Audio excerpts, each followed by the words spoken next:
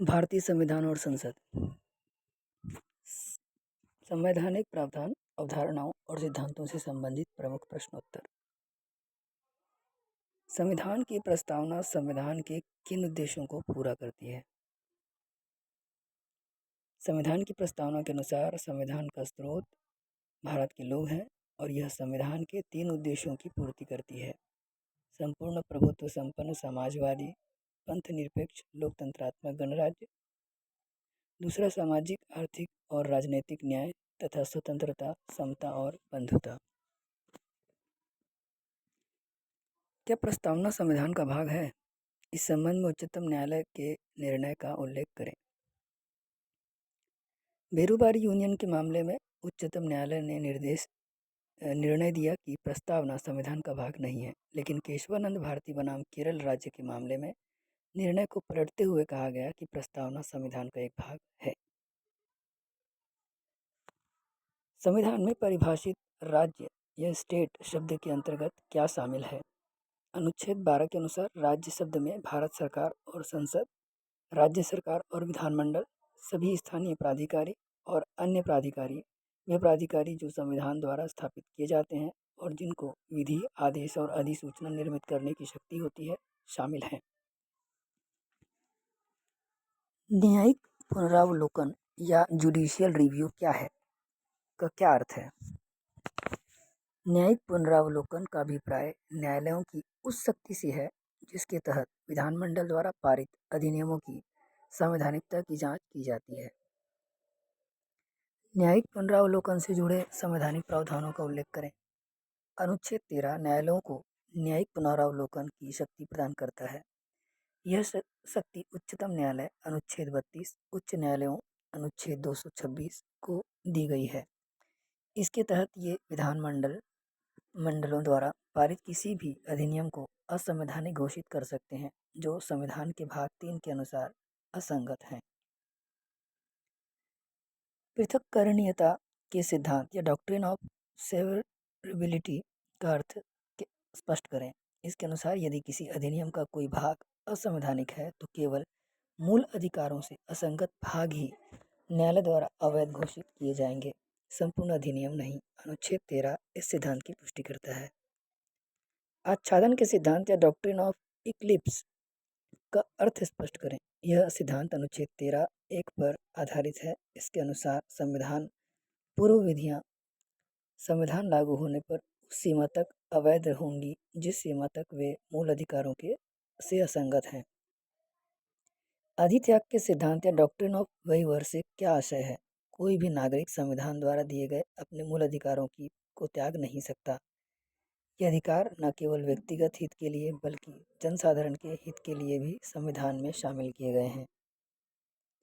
संविधान में उल्लिखित विधि या लॉ शब्द का अर्थ स्पष्ट करें। अनुच्छेद 13(3) क के अनुसार विधि शब्द के अंतर्गत कोई अध्यादेश, आदेश, उपविधि या बायलॉ, नियम, अधिसूचना, रूढ़ियां और प्रथाएं शामिल हैं। विधि शासन रूल ऑफ लॉ से क्या तात्पर्य है? इसके 2 भाग हैं। विधि की सर्वोच्चता या निरंकुश शक्ति की अनुपस्थिति, दूसरा विधि के समक्ष क्षमता। अनुच्छेद 14 विधि शासन के 2 अपवादों का उल्लेख करें। पहला, अनुच्छेद 361 के तहत भारत के राष्ट्रपति, प्रांतों के राज्यपाल और भूतपूर्व राज्यों के नरेश अपने कर्तव्य के पालन में न्यायालय के प्रति उत्तरदायी नहीं होंगे। दूसरा, अनुच्छेद 31(स) के तहत संपदाओं के अर्जन संबंधी पारित विधियां। युक्तियुक्त निर्बंधन या रीजनेबल रिस्ट्रिक्शन क्या है? अनुच्छेद 19(2) से 6 के तहत राज्य को प्रभुता और अखंडता की सुरक्षा, लोक व्यवस्था, शिष्टाचार के लिए प्रतिबंध लगाने की शक्ति दी गई है, किंतु शर्त यह है कि प्रतिबंध तार्किक हों। युक्तियुक्त निर्बंधन लगाए जाने के आवश्यक आधारों का उल्लेख करें। निर्बंधन सिर्फ 19(2) से 19(6) के तहत दिए गए आधारों पर ही लगाए जा सकते हैं। इसकी पहली शर्त निर्बंधन की युक्तियुक्त होने की है। अनुच्छेद 19(2) में उल्लेखित ऐसे 4 आधारों के बारे में बताएं जिनके आधार पर नागरिकों की वाक और अभिव्यक्ति की स्वतंत्रता पर निर्बंध लगाए जा सकते हैं। पहला, राज्य की सुरक्षा। दूसरा विदेशी राज्यों के साथ मैत्रीपूर्ण संबंधों के हित में, तीसरा लोक व्यवस्था और चौथा न्यायालय की अवमानना कंटेम्प्ट ऑफ कोर्ट। दोहरे दंड से संरक्षण डबल जेपर्डी का अर्थ स्पष्ट करें। अनुच्छेद 20(2) के अनुसार कोई व्यक्ति एक ही अपराध के लिए एक बार से अधिक अभियोजित और दंडित नहीं किया जाएगा। ऐसे नीति निर्देशक तत्वों का उल्लेख करें जिनको मूल अधिकारों पर प्राथमिकता प्रदान की गई है। अनुच्छेद 31(ग) के तहत अनुच्छेद 39 ख और ग में उल्लेखित नीति निर्देशक तत्वों को अनुच्छेद 14 व अनुच्छेद 19 के मूल अधिकारों पर प्राथमिकता प्रदान की गई है। लोकहितवाद या जनहित याचिका पब्लिक इंटरेस्ट लिटिगेशन दाखिल करने संबंधी उच्चतम न्यायालय के अभिनिर्धारण का उल्लेख करें। अनुच्छेद 32 के तहत कोई संस्था या लोकहित से प्रेरित कोई नागरिक किसी ऐसे व्यक्ति के संवैधानिक या विधिक अधिकारों के प्रवर्तन के लिए याचिका दाखिल कर सकता है जो कि निर्धनता या किसी अन्य कारण से न्यायालय में याचिका दाखिल करने में सक्षम नहीं है। उपचारात्मक याचिका या क्यूरेटिव पिटीशन की अवधारणा स्पष्ट करें। उच्चतम न्यायालय अनुच्छेद 32 के तहत गंभीर अन्याय के निवारण के लिए अपने अंतिम निर्णय की पुनः समीक्षा कर सकता है। इसे उपचारात्मक याचिका नाम दिया गया है। उपचारात्मक याचिका दाखिल करने के संबंध में उच्चतम न्यायालय द्वारा दिए गए 2 महत्वपूर्ण दिशा निर्देशों का उल्लेख करें। याचिकाकर्ता को यह दिखाना होगा कि नैसर्गिक न्याय नेचुरल जस्टिस के सिद्धांतों का वास्तव में उल्लंघन हुआ था। याचिका को 3 वरिष्ठतम न्यायाधीशों की पीठ की स्वीकृति मिलनी चाहिए। चुनाव आचार संहिता का अर्थ क्या है? चुनाव के पहले चुनाव आयोग द्वारा नियमों की एक सूची जारी की जाती है जिसका पालन चुनावों में शामिल सभी दलों को करना होता है। तत्व और सार के सिद्धांत या doctrine of pith and substance का अर्थ समझाएं। जब एक राज्य विधानमंडल द्वारा बनाई गई कोई विधि दूसरे विधानमंडल के क्षेत्र में अतिक्रमण करती है तो न्यायालय तत्व और सार के सिद्धांत के तहत विधि के प्रयोजन, विस्तार और प्रभाव को ध्यान में रखते हुए उसकी प्रकृति व स्वरूप का पता लगाता है। संविधान में राज्यों के बीच जल संबंधी विवादों के निपटारे के लिए क्या प्रावधान किए गए हैं? अनुच्छेद 262 के तहत संसद विधि द्वारा राज्यों के बीच नदियों या नदी घाटियों के जल प्रयोग, वितरण या नियंत्रण से संबंधित किसी विवाद के फैसले के लिए उपबंध बना सकती है। इसी के तहत संसद द्वारा नदी बोर्ड अधिनियम 1956 और अंतर्राज्यीय जल विवाद अधिनियम 1956 पारित किया गया। केंद्र और राज्यों के बीच समन्वय स्थापित करने के लिए अनुच्छेद 263 में क्या प्रावधान है? इसके तहत राष्ट्रपति एक अंतर्राज्यीय परिषद स्थापित कर सकते हैं। राज्य पुनर्गठन अधिनियम 1951 के तहत केंद्रीय, उत्तरी, पूर्वी, पश्चिमी और दक्षिणी क्षेत्रों में के लिए 5 क्षेत्रीय परिषद स्थापित किए गए हैं। संविधान के किन अनुच्छेदों के तहत केंद्र सरकार द्वारा राज्यों को अनुदान देने का उपबंध किया गया है? अनुच्छेद 273, 275 और 282। वित्त आयोग की स्थापना के संवैधानिक प्रावधान का उल्लेख करें। अनुच्छेद 280 के अनुसार राष्ट्रपति संविधान के प्रारंभ से 2 वर्ष के भीतर और फिर हर 5 वर्ष की समाप्ति कर एक वित्त आयोग गठित करेंगे। आयोग में एक अध्यक्ष और 4 सदस्य होंगे। योजना आयोग की स्थापना के संवैधानिक प्रावधान का उल्लेख करें। संविधान के किसी भी अनुच्छेद में योजना आयोग का उल्लेख नहीं है। समवर्ती सूची में प्रविष्ट 20 का हवाला देकर केंद्र ने 1950 में मंत्रिमंडल के संकल्प द्वारा इसकी स्थापना की। संविधान में संपत्ति के अधिकार की वर्तमान स्थिति क्या है? 44वें संविधान संशोधन के बाद अनुच्छेद 31 में वर्णित संपत्ति के मूल अधिकार को समाप्त करके अनुच्छेद 300 का जोड़ा गया। अब यह मूल अधिकार के बजाय एक विधिक अधिकार है। प्रभुता अधिकार इमिनेंट डोमिनियन का क्या अर्थ है? राज्य द्वारा सार्वजनिक उद्देश्य के लिए निजी संपत्ति को अधिग्रहण करने की शक्ति संप्रभुता की प्रकृति में ही शामिल है। इसे ही प्रभुता अधिकार कहते हैं। भारत के संविधान के संदर्भ में प्रसाद का सिद्धांत डॉक्ट्रिन ऑफ प्लेजर क्या है? अनुच्छेद 310 के अनुसार संघ की प्रतिरक्षा सेवा, असैनिक सेवा या अखिल भारतीय सेवा के सदस्य राष्ट्रपति के प्रसाद पर्यंत पद धारण करते हैं। इसी प्रकार राज्य सेवाओं के सदस्य राज्यपाल के प्रसाद पर्यंत पद धारण करते हैं। भारत में निर्वाचन आयोग की स्थापना के संवैधानिक प्रावधान का उल्लेख करें। अनुच्छेद 324 के तहत चुनावों के निरीक्षण, निर्देशन और नियंत्रण के लिए निर्वाचन आयोग स्थापित किया गया है। भारतीय संविधान में कितने प्रकार के आपात उपबंधों का उल्लेख है? 3 प्रकार के आपात उपबंधों का उल्लेख है। पहला, युद्ध या बाह्य आक्रमण या सशस्त्र विद्रोह से उत्पन्न आपात, अनुच्छेद 352। दूसरा, राज्यों में संवैधानिक तंत्र के विफल होने से उत्पन्न आपात, अनुच्छेद 356। और वित्तीय आपात, अनुच्छेद 360। अनुच्छेद 352 और 356 में क्या मौलिक अंतर है? अनुच्छेद 352 सभी राज्यों पर लागू होता है, जबकि अनुच्छेद 356 उसी राज्य पर लागू होता है जहां संवैधानिक तंत्र विफल हो गया है। अनुच्छेद 352 के तहत अनुच्छेद 19 में प्रदत्त नागरिकों के मूल अधिकारों का निलंबन हो जाता है, जबकि अनुच्छेद 356 के तहत मूल अधिकारों पर कोई प्रभाव नहीं पड़ता है। संविधान संशोधन की प्रक्रिया क्या है? अनुच्छेद 368 के अनुसार संविधान संशोधन के लिए विधेयक प्रत्येक सदन के कुल सदस्य संख्या के बहुमत 50% से अधिक और उसमें उपस्थित व मतदान करने वाले सदस्यों के कम से कम 2/3 बहुमत द्वारा पारित करना होगा। ऐसे 4 उपबंधों का उल्लेख करें जिनके संशोधन के लिए संसद के विशेष बहुमत के साथ साथ कम से कम 50% राज्यों के विधानमंडलों का समर्थन भी आवश्यक है। राष्ट्रपति का निर्वाचन, अनुच्छेद 54-55। संघ व राज्यों की कार्यपालिका शक्ति का विस्तार, अनुच्छेद 73-162। संघ व राज्यों के बीच विधायी शक्ति का वितरण, अनुच्छेद 245-255। 7वीं अनुसूची में उल्लेखित कोई सूची।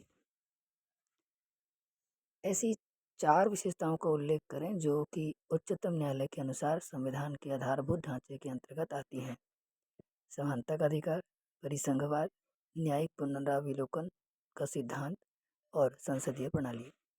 संविधान में राज्य के नीति निर्देशक तत्वों का उल्लेख कहाँ पर किया गया है? यह अवधारणा किस देश से ली गई है? संविधान में राज्य के नीति निर्देशक तत्वों का अनुच्छेद 36 से 51 तक में उल्लेख किया गया है। यह अवधारणा आयरलैंड के संविधान से ली गई है। राष्ट्रपति के किन्हीं 2 विशेष अधिकारों का उल्लेख करें। अनुच्छेद 361 के अनुसार राष्ट्रपति अपने पद की शक्तियों का प्रयोग और कर्तव्यों के पालन में किसी न्यायालय के प्रति उत्तरदायी नहीं होगा। पदावधि के दौरान इनके विरुद्ध कोई दंडिक कार्यवाही नहीं की जाएगी। अनुच्छेद 361(2). राष्ट्रपति पर महाभियोग का आरोप किन स्थितियों में नहीं लगाया जा सकता है? जब तक कि पहला, प्रस्तावित आरोप एक संकल्प के रूप में ना हो। दूसरा, कम से कम 14 दिन की लिखित सूचना देने के बाद ना प्रस्तुत किया गया हो। तीसरा, राज्य जिस पर सदन के 1/4 सदस्यों की हस्ताक्षरित स्वीकृति ना हो। उस सदन के कुल सदस्य संख्या के कम से कम 2/3 बहुमत द्वारा इस संकल्प को पारित ना किया गया हो। राष्ट्रपति की विधायी शक्तियों में से किन्हीं 2 का उल्लेख करें। संसद के सत्र को आहूत करना, सत्रावसान करना और विघटन करना। किसी साधारण विधेयक पर दोनों सदनों में असहमति होने पर उसे सुलझाने के लिए दोनों सदनों के संयुक्त बैठक बुलाना। अनुच्छेद 108। राष्ट्रपति और राज्यपाल की क्षमादान शक्तियों में क्या अंतर है? राष्ट्रपति को सभी प्रकार के मृत्यु दंडादेश और कोर्ट मार्शल के मामले में क्षमादान की शक्ति प्राप्त है, जबकि राज्यपाल को मृत्यु दंडादेश और कोर्ट मार्शल के मामले में क्षमादान की शक्ति प्राप्त नहीं है। मंत्रिपरिषद के सामूहिक उत्तरदायित्व या कलेक्टिव रिस्पॉन्सिबिलिटी से क्या तात्पर्य है?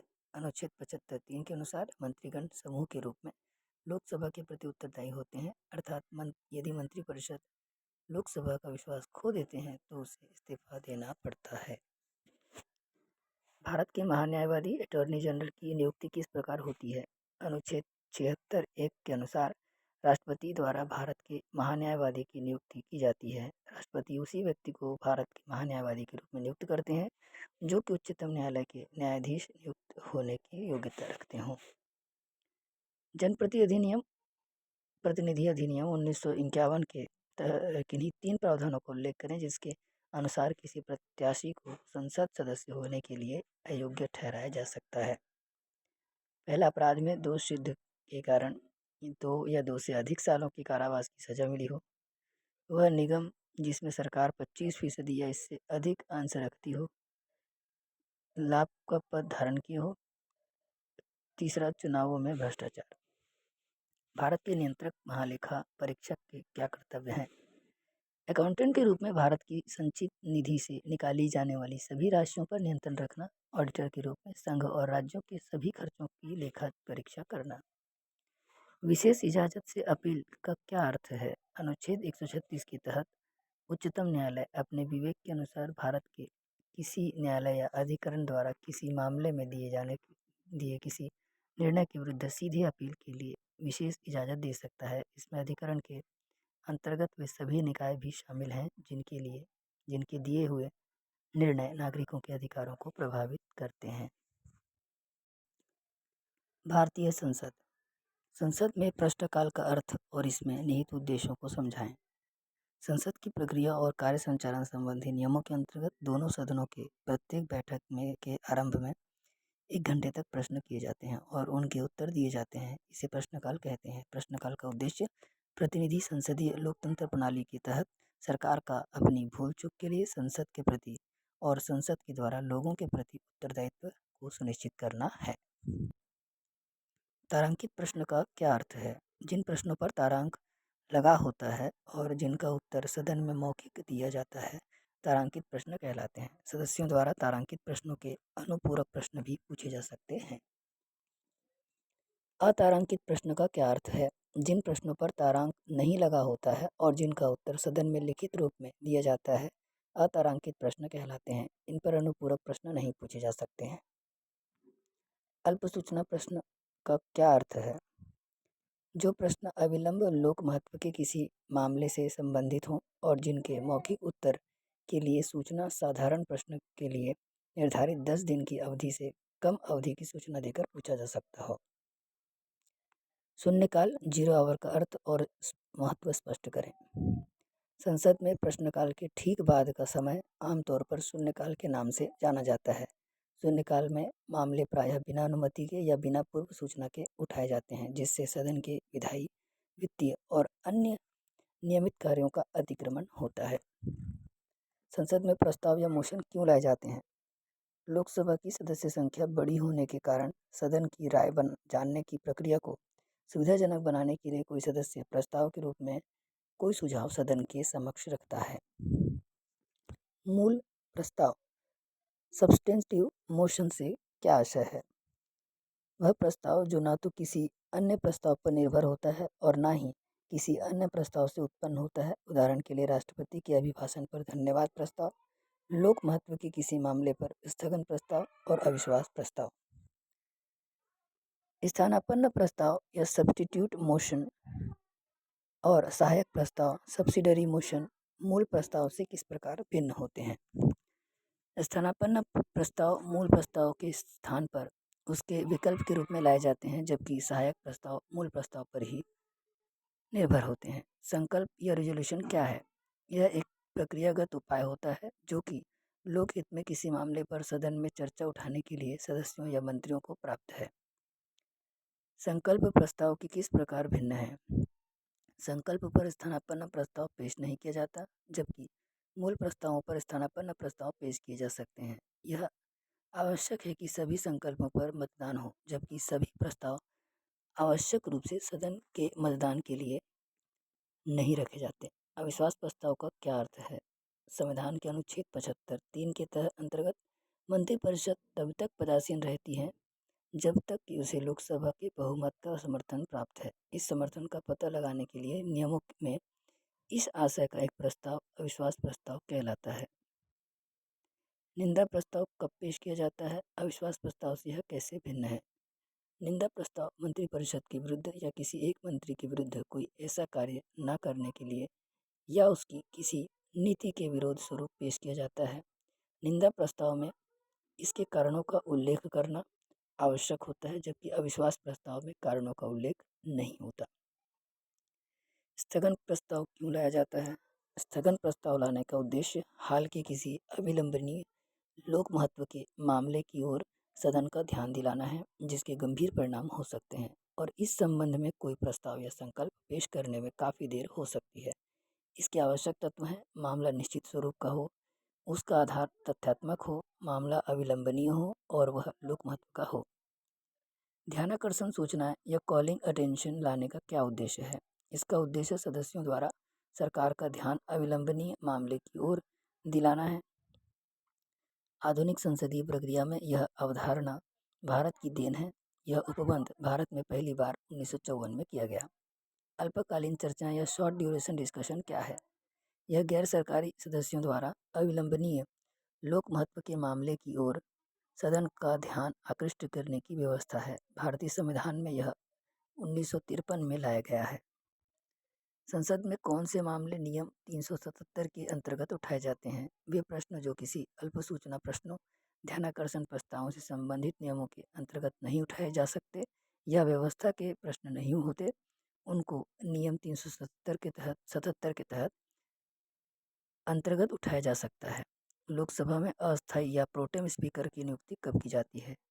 जब लोकसभा आम चुनावों के बाद पहली बार बैठक के लिए बुलाई जाती है, तब राष्ट्रपति लोकसभा के किसी सदस्य को अस्थायी अध्यक्ष नियुक्त करता है ताकि नए सदस्य शपथ ले सकें और अपना अध्यक्ष चुन सकें। संविधान के अनुच्छेद 118, 122 में संसद के कार्य संचालन और सामान्य प्रक्रिया के संबंध में क्या उल्लेख है? प्रत्येक सदन संविधान के उपबंधों के अधीन रहते हुए अपनी प्रक्रिया और अपने कार्य संचालन के विनियमन के लिए नियम बना सकता है। अनुच्छेद 118 संसद का कोई अधिकारी या सदस्य संसद के कार्य संचालन और प्रक्रिया के मामले में अपनी शक्तियों के प्रयोग के संबंध में न्यायालयों के अधिकार क्षेत्र के अधीन नहीं है। अनुच्छेद 122 लोकसभा के विघटन से क्या अभिप्राय है? विघटन के बाद वर्तमान सदन का जीवन समाप्त हो जाता है और नए सदन का गठन किया जाता है। विघटन के बाद इसके समक्ष लंबित सारे कार्य समाप्त हो जाते हैं। सामान्यतः राष्ट्रपति मंत्रिपरिषद की सलाह पर लोकसभा का विघटन करता है। संसद की सत्रावसान का क्या अर्थ है? सत्रावसान का अर्थ है संसद के किसी विशेष सत्र को समाप्त करना। अनुच्छेद 85(2) क के अनुसार राष्ट्रपति समय समय पर सदन का सत्रावसान करता है। विनियोग विधेयक क्यों लाए जाते हैं? भारत की संचित निधि में से व्यय के विनियोग के लिए सरकार को कानूनी अधिकार देने के लिए विनियोग विधेयक पेश किए जाते हैं। इस विधेयक में लोकसभा द्वारा स्वीकृत अनुदानों की सभी मांगों और संचित निधि पर प्रभारित व्यय को शामिल किया जाता है। अनुच्छेद 108 के अंतर्गत राष्ट्रपति द्वारा दोनों सदनों की संयुक्त बैठकें कब बुलाई जा सकती हैं? जब कोई विधेयक एक सदन द्वारा पारित होने के बाद दूसरे सदन में भेजा जाता है और दूसरा सदन विधेयक को अस्वीकृत कर देता है, दोनों सदन विधेयक में किए जाने वाले संशोधनों पर असहमत हैं, या जब दूसरे सदन को विधेयक पारित किए बिना 6 माह से अधिक समय बीत चुका हो। भारत में संचित निधियों से क्या अर्थ है? अनुच्छेद 266 में वर्णित संचित निधि भारत सरकार को प्राप्त सभी राजस्वों की एक निधि है। संचित निधि में से कोई भी धनराशि संसद द्वारा विनियोग विधेयक पारित कर दिए जाने के पश्चात ही निकाली या व्यय की जा सकती है। कटौती प्रस्ताव कब पेश किए जाते हैं? बजटीय अनुदान मांगों पर चर्चा के दौरान मंत्रालय की नीतियों और कार्य के परिप्रेक्ष्य में गहराई से छानबीन की जाती है। जब इन मांगों से असहमति होती है तो मूल प्रस्तावों के साथ सहायक प्रस्ताव पेश किए जाते हैं, जिनको कटौती प्रस्ताव कहते हैं। कटौती प्रस्ताव 3 प्रकार के होते हैं: नीति अनुमोदन कटौती, मितव्ययिता कटौती और सांकेतिक कटौती। नीति अनुमोदन कटौती प्रस्ताव का क्या अर्थ है? इस प्रस्ताव में कहा जाता है कि मांग की राशि घटाकर 1 रुपया कर दी जाए। इसका अर्थ यह है कि प्रस्ताव करने वाला मांग की मूल नीति का अनुमोदन करता है। मितव्ययिता कटौती प्रस्ताव क्या है? इसका उद्देश्य व्यय में मितव्ययिता लाने की दृष्टि से मांग की राशि में उल्लिखित राशि कम करना होता है। इसमें मांग की रकम में कटौती अधिक होती है। सांकेतिक कटौती प्रस्ताव क्या है? इस प्रस्ताव में कहा जाता है कि मांग की राशि में 100 रुपये की कमी की जाए। इसका उद्देश्य ऐसी विशिष्ट शिकायत व्यक्त करना है जिसके लिए भारत सरकार उत्तरदायी हो। धन विधेयक के अंतर्गत क्या शामिल है? क किसी कर का आरोपण, उत्साधन, रियायत, परिवर्तन या विनियमन। ख भारत सरकार द्वारा धन उधार लेने या गारंटी देने का विनियमन। ग भारत की संचित निधि अथवा आकस्मिक निधि की रक्षा। घ भारत की संचित निधि में धन का विनियोग। और अंग किसी व्यय को भारत की संचित निधि पर भारित व्यय घोषित करना। धन विधेयकों को पारित करने की विशेष प्रक्रिया का उल्लेख करें। अनुच्छेद 109 के अनुसार धन विधेयक केवल लोकसभा में ही पेश किया जा सकता है। यह लोकसभा द्वारा पारित किए जाने के पश्चात राज्यसभा को उसकी सिफारिश के लिए भेजा जाता है, जिसे 14 दिनों के भीतर अपने सुझावों के साथ लोकसभा को वापस भेजना होता है। धन विधेयक वित्त विधेयक से किस प्रकार समान और भिन्न है? समानता: दोनों को केवल लोकसभा में ही पेश किया जा सकता है, राज्यसभा में नहीं। राष्ट्रपति की पूर्व अनुमति के बिना इनको सदन में पेश नहीं किया जा सकता है। भिन्नता: प्रत्येक धन विधेयक वित्त विधेयक है, किंतु प्रत्येक वित्त विधेयक धन विधेयक नहीं है। भारत की संचित निधि पर भारित चार्ज्ड व्यय का उल्लेख करें। अनुच्छेद 112(3) के अनुसार भारत की संचित निधि पर भारित व्यय निम्नलिखित हैं: राष्ट्रपति की उपलब्धियां, भत्ते और पद से संबंधित अन्य व्यय, दोनों सदनों के पदाधिकारियों के वेतन और भत्ते, ऐसे ऋण भार जिनका दायित्व भारत सरकार पर है, उच्चतम न्यायालय के न्यायाधीशों, भारत के नियंत्रक महालेखा परीक्षक के वेतन, भत्ते और पेंशन, किसी न्यायालय या मध्यस्थ न्यायाधिकरण के निर्णय, डिक्री या अवार्ड के भुगतान के लिए अपेक्षित कोई राशि। संविधान में लेखानुदान वोट ऑन अकाउंट के लिए उपबंध किए जाने के पीछे क्या उद्देश्य है? अनुच्छेद 116 एक क और ख के अंतर्गत बजट की प्रक्रिया पूरी होने तक देश का प्रशासन चलाने के लिए वित्तीय वर्ष के किसी भाग के लिए लोकसभा द्वारा दिया गया पेशगी अनुदान लेखानुदान कहलाता है। साधारणतया यह पूरे वर्ष के लिए अनुमानित व्यय के 1/6वें भाग के बराबर 2 माह के लिए दिया जाता है। अनुपूरक अनुदान क्या है? यदि विनियोग विधेयक द्वारा किसी विशेष सेवा पर चालू वर्ष के लिए व्यय किए जाने के लिए मंजूर कोई राशि अपर्याप्त है, तो राष्ट्रपति एक अनुपूरक अनुदान संसद के समक्ष पेश करवा सकते हैं। अतिरिक्त अनुदान अनुपूरक अनुदान से किस प्रकार भिन्न है? अनुपूरक अनुदानों की मांगें वित्तीय वर्ष की समाप्ति के पूर्व सदन में पेश की जाती हैं और पारित की जाती हैं, जबकि अतिरिक्त अनुदान वास्तव में राशियां खर्च होने के बाद पेश की जाती हैं। प्रत्यानुदान वोट ऑफ क्रेडिट क्या है? यह लोकसभा द्वारा सरकार को दिए गए एक खाली चेक की तरह होता है। प्रत्यानुदान वह एक मुफ्त धनराशि है जो किसी राष्ट्रीय आपात के कारण सरकार को धन की ऐसी अप्रत्याशित मांग को पूरा करता है जिसका विस्तृत विवरण देना शायद संभव ना हो। अपवाद अनुदान या एक्सेप्शनल ग्रांट क्या है? किसी विशेष प्रयोजन के लिए दिया जाता है जो कि वित्तीय वर्ष के साधारण खर्चे का भाग नहीं होता। प्राक्कलन समिति गठित किए जाने के पीछे क्या उद्देश्य है? इस समिति में कुल कितने सदस्य होते हैं?